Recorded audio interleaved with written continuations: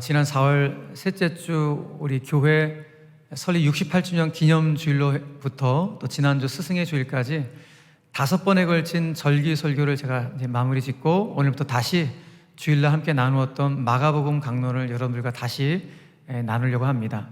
다시 선포되어진 이 마가복음 강론 말씀을 통해서 마가복음 전체 주제가 그야말로 신실한 제자여 예수를 따르라 라는 주제인데, 그 제목 그대로 이 말씀을 통해서 저와 여러분들, 전하는 자나 듣는 자 모두가 다 그리스도의 신실한 제자로 빚어지고 다듬어질 수 있는 그런 은총의 역사가 우리 가운데 있게 되기를 간절히 바랍니다.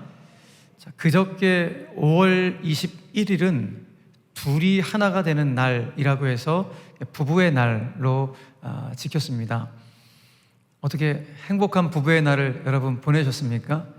아니면 그날 특별하게 또 부부싸움을 하시는 분들이 계신지 모르겠지만, 아무튼 우리 그 부부가 이 둘이 하나가 되어 참 잘 살아가야 되는데, 또 살다 보면 그렇죠, 서로의 마음이 또 상하고 그 마음들이 뒤엉키는, 상한 마음들이 뒤엉키는 이런 일들이 일어나서 참 부부관계가 참 힘겨운 그런 순간들을 맞닥뜨릴 때도 있습니다. 그런데 이 뒤엉켜져 버린 이런 상황들을 서로 배우자가 외면하거나 방치해버리면 참 어려움에 봉착하게 되죠. 그걸 방치하게 되면 부부 간의 관계의 마음의 어떤 농도는 식어지게 되고, 그 부부의 벽은 점점 높아지게 되고, 심지어는 이혼도 불사하는 그런 일들을 우리 주변에서 왕왕 보게 됩니다. 그렇기 때문에 평상시에 배우자가 서로가 서로의 마음을 잘 표현하는 이런 훈련을 하는 것 너무너무 중요한 것이고, 더 나아가서는 요즘 내 배우자의 속마음은 어떠한가 라는 것을 잘 헤아릴 수 있는, 그 속마음을 잘 해석해낼 수 있는 능력을 갖추는 것 또한 굉장히 중요하지 않을까, 그런 생각을 하게 됩니다. 요 며칠 전에 제 아내가 아주 짧은 글이 담긴 내용을 제 카카오톡으로 보내줘서 그걸 읽다가 제가 흐뭇하게 웃었던 기억이 있는데요, 그 짧은 글의 핵심 내용이 무엇인가 하면, 남편이 아내가 하는 그 겉에 있는 문장만 보지 말고 아내가 하는 말의 속뜻을 잘 알아야 된다라는 차원의 아주 짧은 글이었어요. 자, 몇 가지만 여러분들 가운데 소개를 해드릴 텐데, 남자분들은 귀를 쫑긋 열어서 한번 유심히 한번 들어보시고, 또 아내분들은 이게 정말 맞는지 한번 여러분들이 판단해 주시면 고맙겠습니다. 아내가 남편에게 말합니다. 여보, 나 사랑해? 라고 아내가 말하면 여기에 담긴 아내의 속뜻은, 속마음은 나 오늘 살 게 있는데. 아내가 남편에게 묻습니다. 여보, 나 얼마큼 사랑해? 여기에 담긴 아내의 속뜻은 나 오늘 그거 사버렸는데. 아내가 남편에게 말합니다. 당신 마음대로 하세요. 여기에 담긴 아내의 속마음은 하기만 해봐라. 이것이 여기에 담긴 아내의 속뜻이라는 거예요. 그러면서 남편들이 이런 아내의 속마음을 잘 헤아릴 수 있는 것이 남편이 갖춰야 될 지혜가 아니겠는가, 뭐 이런 내용의 짧은 글이었습니다. 제가 그 짧은 글을 보면서 야, 우리의 신앙생활도 이와 참 비슷할 수 있겠구나 라는 생각을 했어요. 왜냐하면 예수님은 우리의 신랑이 되시고 우리는 그분의 신부이기 때문에. 그래서 우리가 신앙의 여정을 걸어가면서 정말 중요한 것이 무엇인가 하면, 신랑 되신 예수님께서 내 마음을 아시는가에 대한 이런 부분들을 헤아리는 것뿐만 아니라, 무엇보다도 내가 신랑 되신 예수님의 마음, 그 속마음을 하나씩 하나씩 알아가는 것이 우리 신앙의 여정 가운데 참 중요하구나 라는 사실을 깨닫게 되고, 동시에 무엇보다도 예수님은 나의 속마음을 이미 훤히 꿰뚫어 알고 계시고 보고 있다는 사실을 내가 인지하는 것이 신앙의 길에서 참 중요하다는 것을 다시 한번 확인해 보게 됩니다. 자, 그런 차원에서 오늘 우리가 읽은 이 본문 속에서 예수님은 도대체 우리에게 오늘 당신의 어떤 속마음을 우리에게 던지고 싶어 하시는지, 오늘 말씀 속에서 우리에게 말씀하고 싶어 하시는 예수님의 속마음 세 가지를 함께 묵상해 보기를 원합니다. 그 첫 번째 예수님의 속마음을 알기 위해서는 우리가 오늘 본문 좀 바로 앞에 있는 그런 내용들을 좀 다시 리뷰를 할 필요가 있어요. 자, 여러분들이 알고 계시듯이 예수님께서 십자가를 지시기 위해서 예루살렘으로 뚜벅뚜벅 걸어가시다 드디어 예루살렘에 도착하신 다음에 어디로 가셨는가? 예루살렘 성전 안으로 들어가셨습니다. 그런데 예루살렘 성전에 딱 가셨는데 예수님이 목도하신 성전의 모습은 거룩한 기도의 집이 아니라 추악한 탐욕의 집으로 전락해버린 그런 성전의 모습이었습니다. 타락한 종교 기득권자들이 장사꾼들과 그리고 환전상들과 뒷거래를 통하여 뒷돈을 챙기고 있었던 것이죠. 그러자 분노하신 예수님께서 부당한 매매와 착복을 일삼고 있는 장사꾼들과 환전상들의 상을 둘러엎으시며 그들을 쫓아내시는 장면을 우리가 이미 보아왔습니다. 그야말로 성전 정화 사건이 일어나게 된 것입니다. 그러니 오랜 세월 동안 그 타락한 종교 지도자들로부터 횡포를 당해왔던, 갑질을 당해왔던 유대 민중들의 입장에서는, 유대 민초들의 입장에서는 예수님의 그와 같은 개혁적인 행동이 너무나도 속 시원한 거예요. 나도 언젠가 저들의 상을 한번 뒤엎어 버리라, 이런 마음이 간절했지만은 감히 그렇게 할 수 없었는데 예수님이 그 상을 막 뒤엎어 버리시니까 그런 예수님의 개혁적 행동에 마음이 막 쫙 풀어지는 속이 시원한 마음이 민초들 가운데 있었던 것입니다. 그러자 그 장사꾼들과 환전상들의 뒷배가 되어줬던 종교 기득권자들이 예수님께 득달같이 달려와서 이와 같이 쏘아붙였습니다. 마가복음 11장 28절 말씀입니다. 이르되 무슨 권위로 이런 일을 하느냐? 내가 이런 일할 권위를 주었느냐? 누가 이런 일할 권위를 주었느냐? 라고 예수님께 쏘아댔습니다. 무슨 말입니까? 네가 감히 누군데 무슨 자격으로 우리가 오랜 세월 쌓아온 이 성전 체제를 네가 왜 뒤흔드냐? 라는 것입니다. 그러니까 이들이 봤을 때 예수님의 이 행태는 본인들이 오랜 세월 동안 차곡차곡 쌓아왔던 기득권의 토대를 허무는 일이라고 그들은 보았던 것입니다. 그래서 저 눈에 가시 같은 예수를 잡아 쳐넣어야 되는데 이게 잡아 쳐넣는 게 쉽지가 않았던 것이 무엇인가 하면은 지금 유대 민중들의 여론이 긍정적으로 예수님을 지지하고 있는 그런 여론이었기 때문에 감히 예수님을 잡아 쳐넣지 못하는 그런 상황 가운데 있었던 것이죠.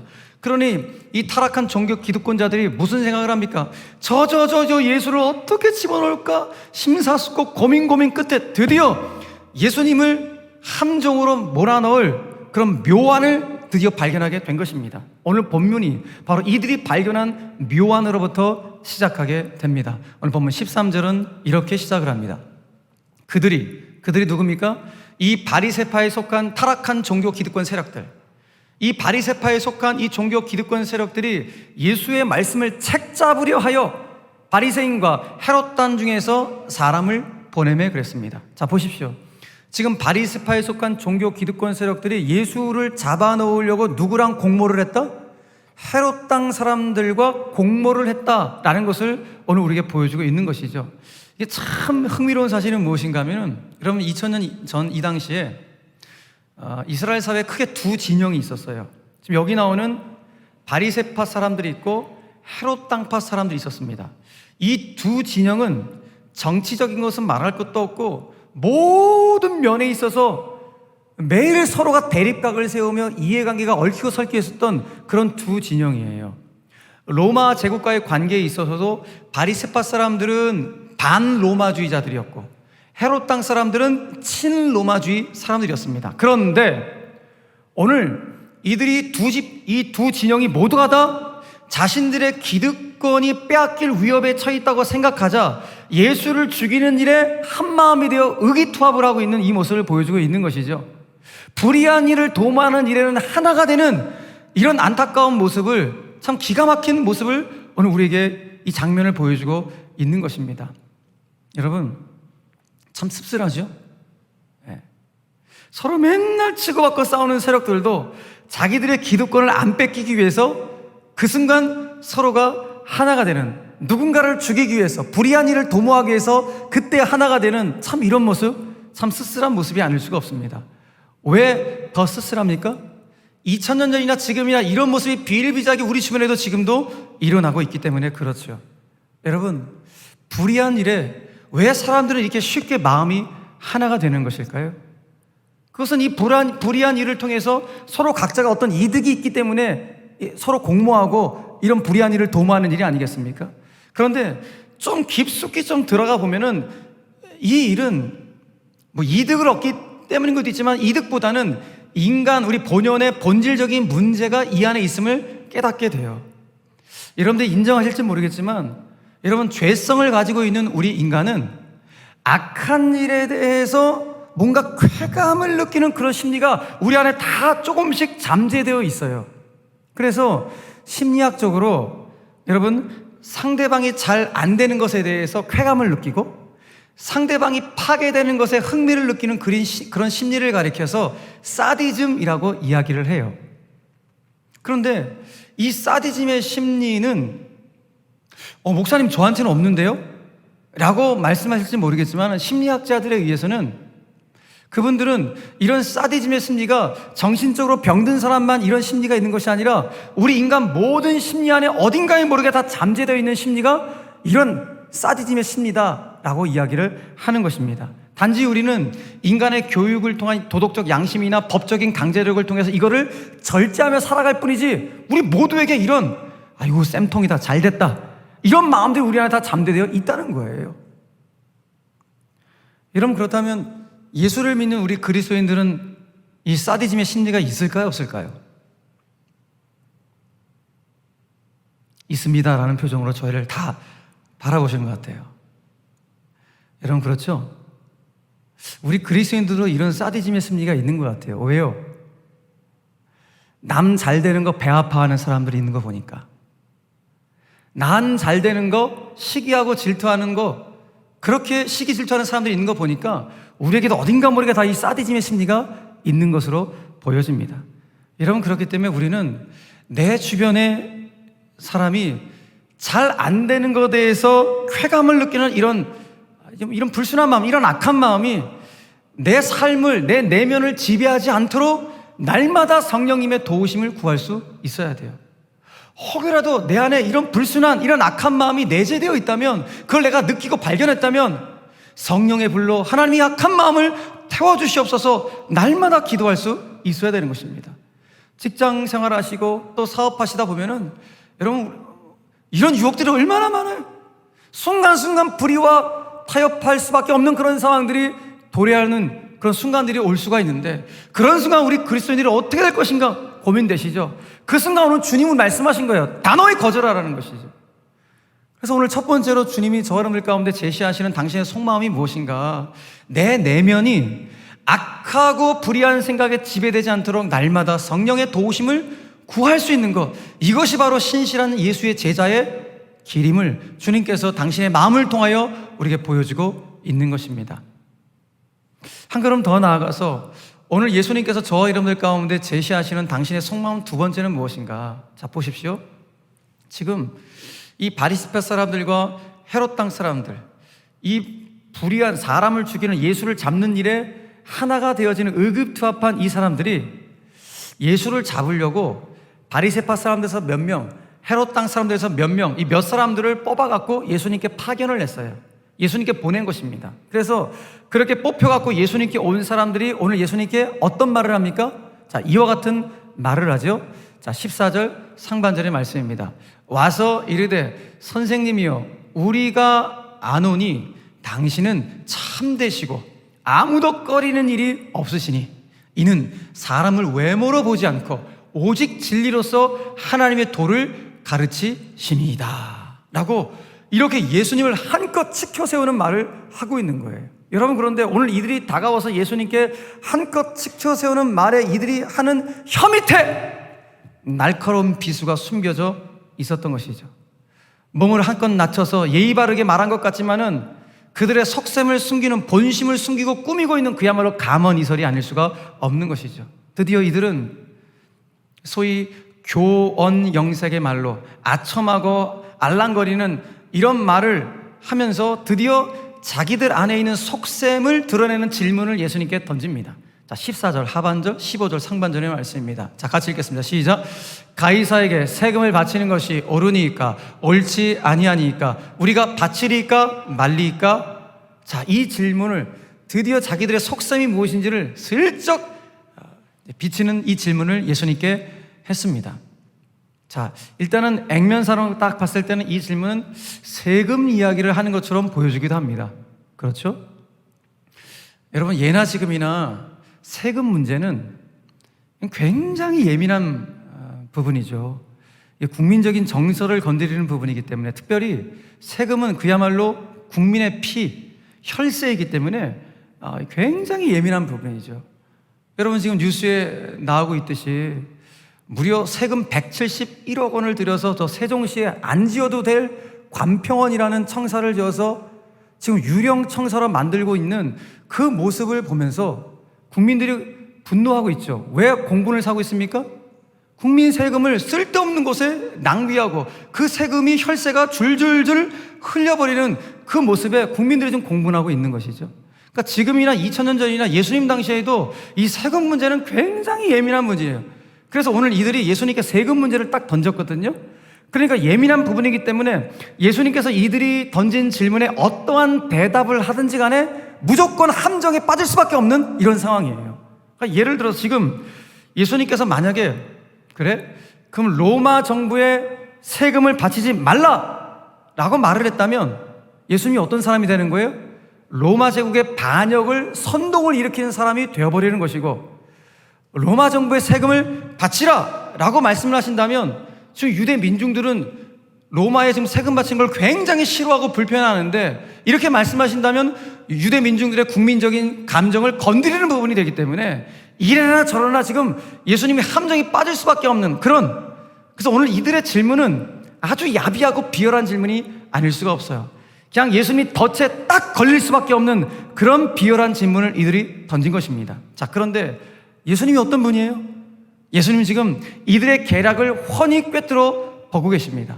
지금 이들이 던진 질문이 함정 질문이라는 사실을 예수님은 뻔히 알고 계시면서도 이들의 질문에 따박따박 다 대답을 해주고 있는 그 예수님의 모습을 우리가 볼 수가 있는 것입니다. 예수님께서 어떤 반응으로 말씀하셨습니까? 자, 15절 하반절 말씀 보니까 이렇게 말씀하시죠. 예수께서 찾아와서 말하는 이들의 외식함을 아시고, 자, 외식함을 아시고 이르시되 어찌하여 나를 시험하느냐? 데나리온 하나를 나에게 가져다가 내게 보이라 라고 말씀을 하십니다.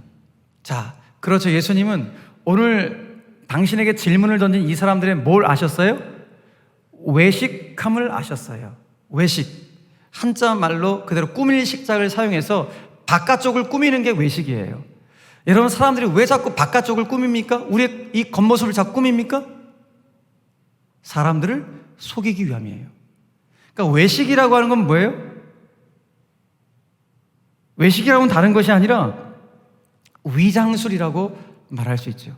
근데 문제는 무엇인가 하면 우리가 신앙생활을 하다가 이 외식이, 위장술이 우리 가운데 찾아올 때가 너무 많은 거예요. 그도 그럴 것이 내 내면의 변화 없이, 여러분, 내 내면의 변화 없이 그저 사람들 앞에서 종교적인 겉모습을 보이려고 안간힘을 애를 쓰면 쓸수록 신앙생활이 얼마나 드라이해지는지 몰라요. 신앙생활을 하면 할수록 너무 힘든 거예요. 왜요? 계속 겉모습을 보여줘야 되니까, 계속 겉모습을 치장해야 되니까, 종교적인 언어나 뭐 종교적인 예식으로 자꾸 치장을 하니까 신앙생활하는 게 너무 힘들어요. 신앙이 기쁨이 없어, 행복이 없는 거예요. 그러니까 결국 신앙의 핵심은 무엇입니까?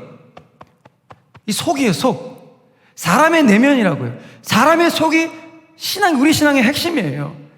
그러니까 내 속이 변화되지 않고, 다시 말해서 내 신앙에 있어서 존재론적인 변화가 우선되지 않고 아무리 겉을 종교적인 언어나 어떤 외적인 것으로 치장해봤자 아무 소용이 없다는 것입니다. 여러분, 중요한 것은 예수님이 지금 저와 여러분들 속을 다 아신다는 거예요. 아멘이십니까? 우리의 속을 예수님이 다 아신다고요. 그러나 예수님 앞에서 우리가 종교적인 외식을 할 필요가 전혀 없어요. 그저 나 있는 모습 그대로 주님 앞에 나오면 되는 거예요. 마치 세리처럼 주여 나를 불쌍히 여겨 주시옵소서, 나를 도와주시옵소서, 이 순전한 모습으로 예수님 앞에 나오면 되는데 우리가 어느 순간 자꾸 종교적인 외식을 치장하고 있는, 이 껍데기를 치장하고 있는 우리의 모습이 있다는 것입니다. 자꾸 누군가한테 신앙생활 난 잘하고 있고 나는 거룩한 사람이고 나는 이런 직분을 갖고 있으니까 나는 이 정도의 신앙의 실력이 있어. 이걸 자꾸 보여주고 싶은 마음이 우리 가운데 있다는 거예요. 근데 주님은 오늘 우리에게 무엇을 말씀하신 것입니까? 아니야. 너 나한테 나올 때 그런 종교적인 치장과 외식들 다 버리고 나오고 있는 모습 그대로 내 앞에 나와서 나에게 기도하고 나에게 예배하면 된단다. 오늘 주님이 이 말씀을 주시고 있는 것인데, 오늘 예배하는 사랑하는 모든 성도들은 주님 앞에 예배할 때 우리의 이 외식, 가식, 여러분 다 껍데기를 버리고 진짜 우리 안에는 투명함과 순전함을 가지고 주님께 기도하고 예배할 수 있는 그리스도의 신실한 제자들이 다 되시기를 주님의 이름으로 축원합니다. 그래서 오늘 두 번째로 주님 우리에게 주시는 속마음이 뭐예요? 너희들 나한테 나올 때 종교적인 외식이 아니라 내 모습 그대로, 너 있는 모습 그대로 내 앞으로 나오거라. 이것이 바로 우리에게 던지신 두 번째 주님의 속마음이십니다. 자, 마지막으로 오늘 예수님께서 저와 여러분들 가운데 말씀하시는 세 번째 속마음이 무엇인가? 자, 오늘 좀 어떻게 보면 이 말씀의 좀 핵심 부분으로 제가 좀 가고 있는데요. 지금부터 좀 잘 들으셔야 돼요. 자, 지금 예수님은 이들이 던진 질문이 함정 질문이고 계략이라는 사실을 너무너무 잘 알고 계시죠. 여러분, 사람이라는 게 저도 그렇지만은 누군가가 저한테 어떤 계략을 가지고 속셈을 가지고 저한테 막 질문하고 막 말을 걸고 그래요. 근데 저는 이 사람의 속셈을 좀 알고 있어요. 그러면 저는 이 사람과 말상대로 하고 싶을까요? 안 하고 싶을까요? 아유, 진짜 어떻게 표현해야 할까요? 꼴도 보기 싫은 거죠. 그런데 어떻게 해요? 말 거니까 또 말상대는 해줘야 되는 거 아니에요? 이런 부딪힘이 있어요. 그러니까 오늘 예수님도 마찬가지예요. 당신한테 지금 속셈을 가지고 다가온 이 사람들 말상대도 하고 싶지 않은 거예요. 근데 예수님 오늘 꼬박꼬박 다 응대를 해주면서 대답을 해주세요.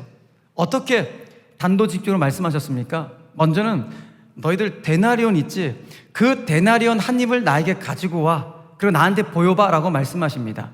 그러니까 예수님께서 이 말씀을 딱 하니까 질문한 이들이 옳거니 야, 우리들이 던진 질문에 예수가 이 함정에 걸렸다라고 쾌재를 속으로 불리면서 자기들 주머니에 있는 데나리온 한 입을 딱 꺼내갖고 예수님께 딱 보여준 거예요.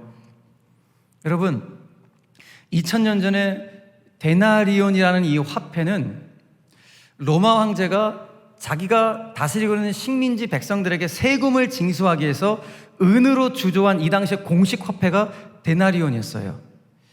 그러니까 이 당시에 성인 남자가 하루 일을 해서 받을 수 있는 일당이 데나리온 한 입이었어요. 그러니까 데나리온은 이 당시에 굉장히 큰 화폐 가치를 가지고 있었던 돈이었죠. 그런데 이 데나리온 동전에는 양면에 어떤 형상과 어떤 글이 새겨져 있었는가?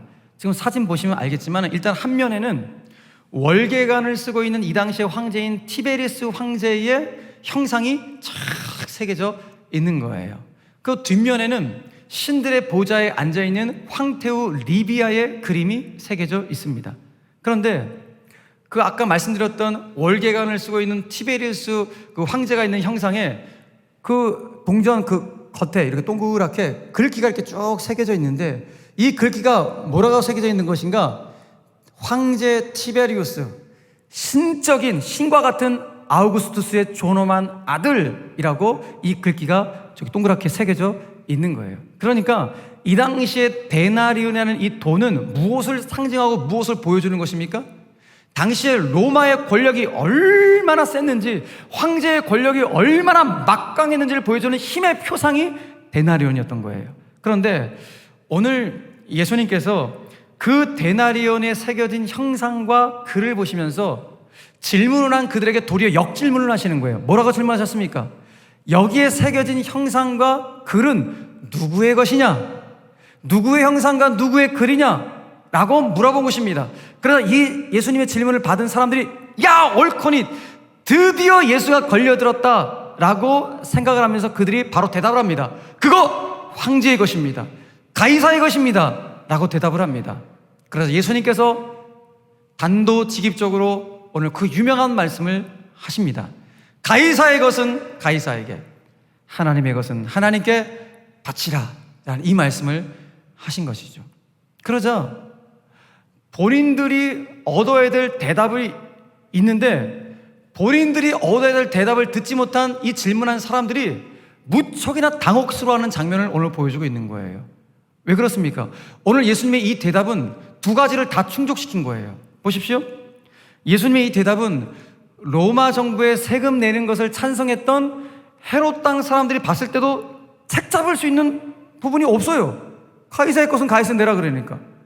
그리고 로마 정부의 세금 내는 것을 반대하고 불편했던 바리새파 사람들 입장에서도 하나님의 것은 하나님께 바치라고 하니까 이 사람들 입장에서도 트집 잡을 것이 없는 대답인 거예요.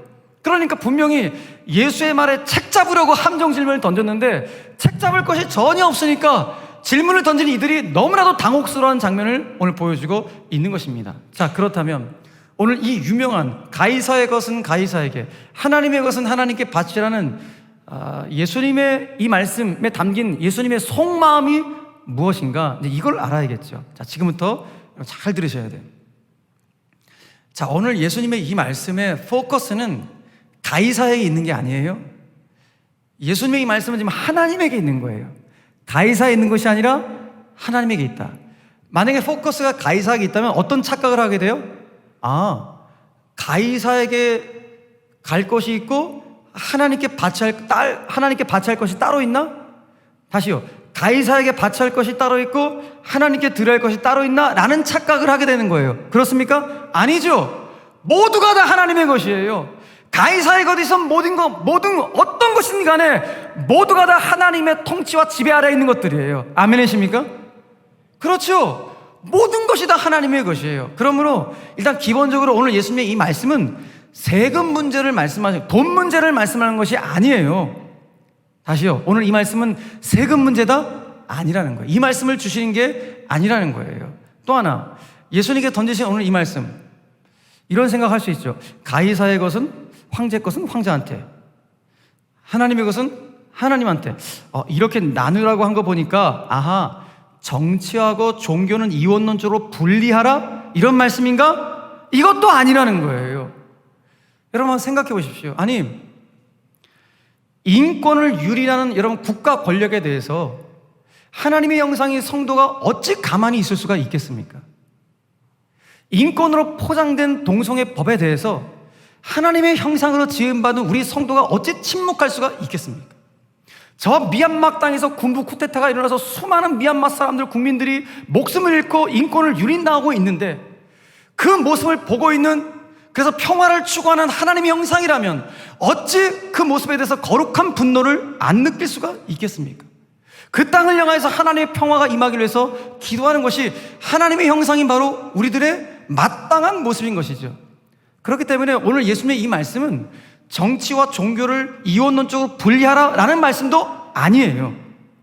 또 어떤 분들은 이 말씀을 보면서 이것은 예수님께서 그리스도인의 국가 간에 대해서 말씀하신 내용이야 라고 그렇게 또 설명하시고 설교하는 분들도 왕왕 있습니다. 말씀하실 수 있죠. 그렇게 해석할 수 있습니다. 그런데 한번 보자고요. 우리가 지금까지 이 본문의 상황들 보지 않았습니까? 지금 본문의 상황이 어떤 상황이에요? 예수님께서 어떤 상황에서 이 말씀하신 거예요? 본인이 지금 함정 질문을 받고 올무에 빠지기 직전에 이 말씀을 하신 거 아니겠습니까? 본인이 지금 올무에 빠지기 직전인데 갑자기 느닷없이 예수님께서 그리스도인의 국가관은 이런 거야? 이렇게 말씀하셨겠습니까? 이것도 너무 억지스러운 거예요. 그렇기 때문에 가이사의 것은 가이사에게, 하나님의 것은 하나님께 바치라는 이 유명한 말씀은 세금 문제를 말씀하신 것도 아니고 정교 분리를 말씀하신 것도 아니고 그리스도인의 국가관을 말씀하신 것도 아니라 무엇을 말씀하신 거 아닌가? 우리 신앙의 근본, 우리 신앙의 뿌리, 기본 문제를 주님 말씀하신 거예요. 그도 그럴 것이 지금 이 말씀을 지금 누구한테 하는 것입니까? 바리새파 사람들에게 하는 거예요. 그 바리새파에 속한 종교 기득권자들 가운데 이 말씀을 던지고 있는 것입니다. 그러므로 오늘 가이사의 것은 가이사에게, 하나님의 것은 하나님께 바치라는 이 말씀은 이렇게 해석하는 것이 바른 방향일 것 같아요. 여러분, 예수님께서 이 데나리온에 있는 형상과 글이 누구의 것인가? 이 형상 누구의 것인가? 황제의 것입니까? 황제의 것입니다라고 그들이 얘기했어요. 그래? 그럼 가이사의 것은, 다시 말해서 가이사의 형상, 황제의 형상은 황제에게, 그 다음 중요한 게 포커스가 어디 있다고요? 하나님의 것에 있어요. 그럼 하나님의 것은 뭐예요? 하나님의 형상이에요.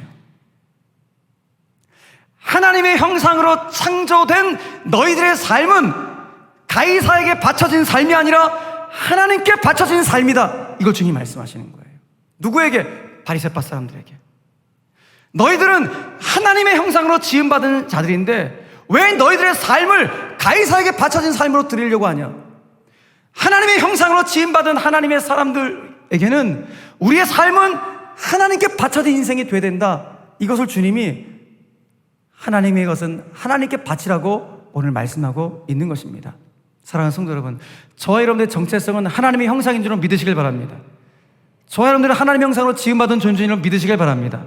이것이 저와 여러분들의 존재의 정체성이에요. 근데 중요한 게 무엇입니까?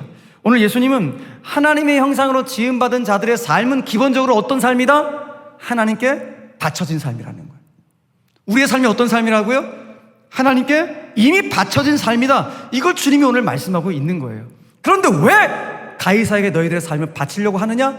이것을 바리새파 사람들에게 오늘 전하고 있는 것이죠. 자, 그렇기 때문에 오늘 가이사의 것은 가이사에게, 하나님의 것은 하나님께 바치라는 예수님의 이 말씀에는 우리에게 던지시는 신앙적으로 굉장히 중요한 질문이 있어요.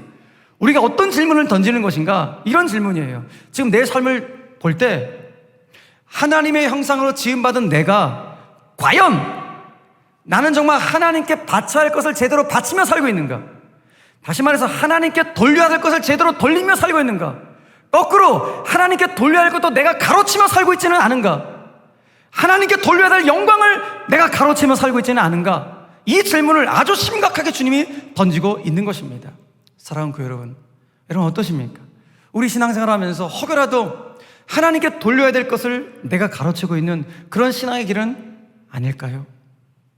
오늘 주님이 심각하게 이 질문을 우리에게 던지고 계시는 거예요. 예배를 볼까요? 여러분, 예배가 무엇입니까? 예배는 하나님께 그야말로 영광을 돌리는 시간, 영광을 돌리는 자리가 예배죠. 근데 자칫 목회자인 제가 이 강단에서 그 하나님의 영광을 제가 가로챌 수도 있어요.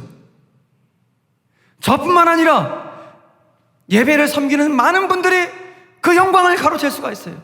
이 강단에서 제가 설교 뽐내기를 하거나, 장로님들이 강단에서 기도 뽐내기를 하거나, 우리 찬양팀 찬양대원들이 찬양 뽐내기를 할 때 하나님께 드려야 될 영광을 우리가 가로채는 이 안타까운 모습으로 전락할 수 있는 것입니다. 왜 우리가 헌신합니까? 헌신을 왜 합니까? 하나님 주신 은혜가 너무너무 감사해서 어쩔 바 몰라 뭘로 하나님께 그 보답하리요. 그래서 하나님께 돌려 몸으로, 물질로 그렇게 헌신하는 것이, 감사함으로 돌리는 것이 헌신인데, 어느 순간 나 자신을 드러내는 공로주의로 빠질 때가 있습니다. 그 하나님의 영광을 가로채는 것이죠. 11조는 어떻습니까? 그야말로 하나님의 것을 하나님께 다 드리는 게 11조인데 어느 순간 마치 우리가 하나님께 선심을 쓰듯이 내 일부를 하나님 받으세요라고 말하는 이런 신앙의 안타까운 수준으로 전락해버릴 때가 왕왕 있다는 것입니다. 사랑하는 교회 여러분, 어떠십니까? 지금 스스로 내 신앙을 점검해 볼 때 나는 하나님께 돌려야 할 것을 제대로 돌리며 살고 있는가? 아니면 하나님께 돌려야 할 것을 내가 가로채며 살고 있는 신앙의 길은 아닌가? 오늘 이 질문 앞에 저와 여러분들은 뭐라고 대답을 하실 수 있을까요? 그래서 오늘 주님이 마지막으로 우리에게 던지시는 세 번째 당신의 속마음은 이와 같습니다. 하나님의 형상으로 지음받은 신자는 본질적으로 하나님께 바쳐진 존재임을 잊지 말고 하나님께 돌려야 할 것을 하나님께 돌리며 살아가야 된다. 이 속마음을 주님 우리에게 말씀해주고 있는 것인데, 여러분 이 말씀에 순종하며 살아갈 수 있는 우리 모든 제일의 영가족들이 다 되시기를 주님의 이름으로 간절히 축원합니다. 말씀을 정리하겠습니다. 자, 오늘 우리는 이 본문 속에서 우리를 향하신 예수님의 그 간절한 속마음을 함께 세 가지를 묵상해 보았습니다. 그 세 가지가 무엇이었습니까? 한번 정리해 볼까요? 또박또박 한번 천천히 한번 읽어보겠습니다. 첫 번째, 시작. 내 내면이 악하고 불의한 생각에 지배되지 않도록 날마다 성령님의 도우심을 구하라. 이거 첫 번째 예수님의 속마음이에요. 두 번째 속마음이 무엇입니까? 시작. 종교적 외식이 아닌 내 모습 이대로 예수님 앞으로 나오라고 주님이 말씀하고 있는 것이죠. 마지막 세 번째 속마음 좀 길지만은 또박또박 한번 읽겠습니다. 시작.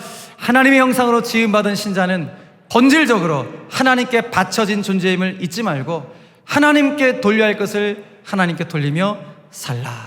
이 속마음을 우리에게 오늘 전해주셨습니다.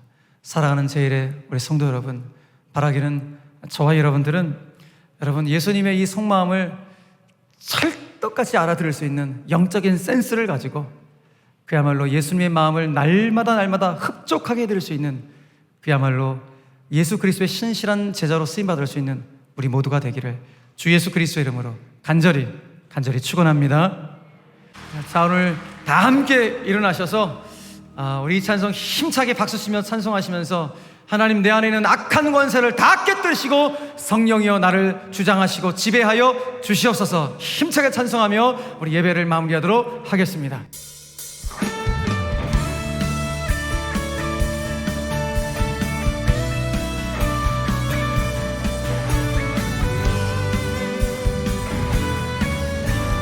성령이여 임하소서. 성령이여 임하소서. 내 마른 나의 심령 위에 주님의 은혜에 담비 내려 나 흠뻑 적셔 주옵소서. 주의 권세 주의 능력 지금 이 시간 임하셔서 악한 권세 모두 깨뜨리고 주님 나라 임하소서. 영광 할렐루야. 예수의 그 피가 내게 승리 주네. 구원이 되시네. 아멘. 영광 할렐루야. 예수의 이름이 능력되네. 소망이 되시네. 다시 한번 성령이여 우리의 영광 위에 임하소서. 성령이여 임하소서. 메마른 나의 심령 위에 주님의 은혜에 담비 내려 나 흠뻑 적셔 주옵소서. 주의 권세 주의 능력 지금 이 시간 임하셔서 악한 권세 모두 깨뜨리